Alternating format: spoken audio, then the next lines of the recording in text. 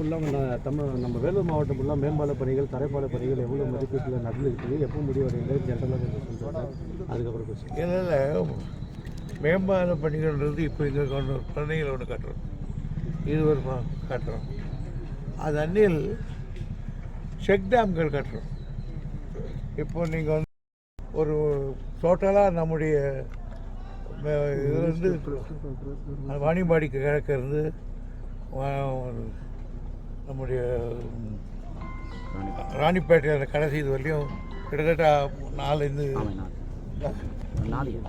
Check டேம்கள் கட்டுறோம்.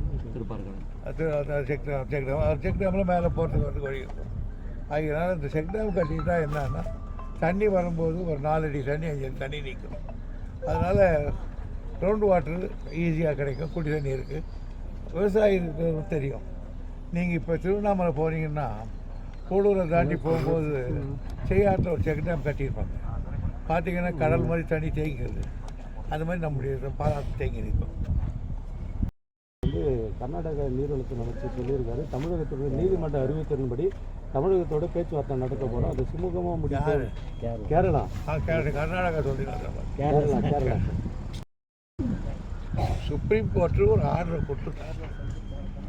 அதாவது check dam வந்து ஸ்ட்ரென்த் முதல்ல 152 அடி தண்ணி நிறுத்தியிருந்தாங்க. திடீர்னு அவங்க வந்து ரொம்ப வீக்காக இருக்குன்னு சொன்ன உடனே அதுக்கு ஒரு கமிட்டி போட்டு 132 அடி நிறுத்த சொன்னாங்க. அப்புறம் ஒரு 3 விதமாக 1, 2, 3 3 கட்டமாக அந்த டேமை ஸ்ட்ரெங்தன் பண்ண சொன்னாங்க. 3 கட்டம் நடத்தணும். முதல் கட்டம் முடிஞ்சது, 2வது கட்டம் முடிஞ்சது 136 142 அடி நிறுத்துக்கு. 3வது கட்டம் முடிஞ்சதுக்கப்புறம் 152 அடி நிறுத்துக்கு முடிச்சோம். இது 3ஐயும் நாங்கள் முடிச்சிட்டோம். இந்த 3வது கட்டம் முடியும் போது பேபி டேம்னு ஒன்று இருக்குது சின்னதாக. அந்த பேபி டேமினை ஸ்ட்ரெங்தன் பண்ணிட்டா நாங்கள் 152 அடி நிறுத்தலாம். ஆனால் நாங்கள் அந்த பேபி டேமை ஸ்ட்ரெங்தன் பண்ண விடாமல் அவங்க கேரளா ஏதாவது ஒரு வழியில் மறைச்சிக்கிட்டே இருக்காங்க. ஏன்னா நாங்கள் 152 அது மரங்கள் இருக்குது, வேறு ஒன்றும் பிரச்சனை கிடையாது. இந்த மரங்களை வெட்டுறதுக்கு ஃபாரஸ்ட் அனுமதி கொடுக்க மாட்டேன்றான். ஒரு 4-5-7-8 மரங்களால் ஒரு டேமை உயர்த்தது நின்று போயிடுது. அதனால அதை நாங்கள் பல முறை சொல்லியிருக்கிறோம். செக் டேமை கட்டுறதுல அதில் கொஞ்சம் மரங்கள் மழையில் விழுந்து போச்சு, மீதி இருக்கிற மரங்கள் கொஞ்சம் இருக்குது, அதுவும் எடுத்து கொடுத்துருக்கோம். நாங்கள் வேற ஒரு மாநிலம் இருந்தாலும் கேட்டுக்கிட்டு இருக்கோம். அதனால் அவங்க நாங்களும் பேச்சுவார்த்தைக்கு நாங்கள் தலைவர்கிட்டே சொல்லியிருக்கேன், நீங்கள் விரைவில் நாம் ஒரு பேச்சுவார்த்தை இப்போ இருக்கிற சீஃப் மினிஸ்டர் நமக்கு வேண்டி வரதான் அவர்கிட்ட பேசி ஒரு முடிவு பண்ணலாம்னு சொல்லியிருக்கேன். வேணுன்னா பண்ணலாம், எத்தனை ரிப்போர்ட்டு வேணுன்னா தயாரிக்கலாம். ஆனால் அவர்களால் டேம் கட்ட முடியாது.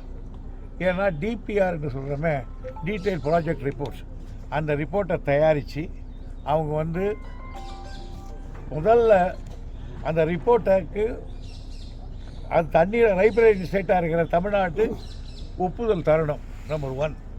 2வது ஃபாரஸ்ட் டிபார்ட்மெண்ட்டு ஒப்புதல் தரணும். 3வது சென்ட்ரல் வாட்டர் கமிஷன் தரணும். ஆக இவர்களெல்லாம் ஒப்புதல் கொடுத்த பிறகால தான் அதுக்கு உயிராட்டம் வரும். ஏன்னா அதுவரை நாங்கள் செய்துக்கிட்டு சொல்லிக்கிட்டு இருப்பாங்க.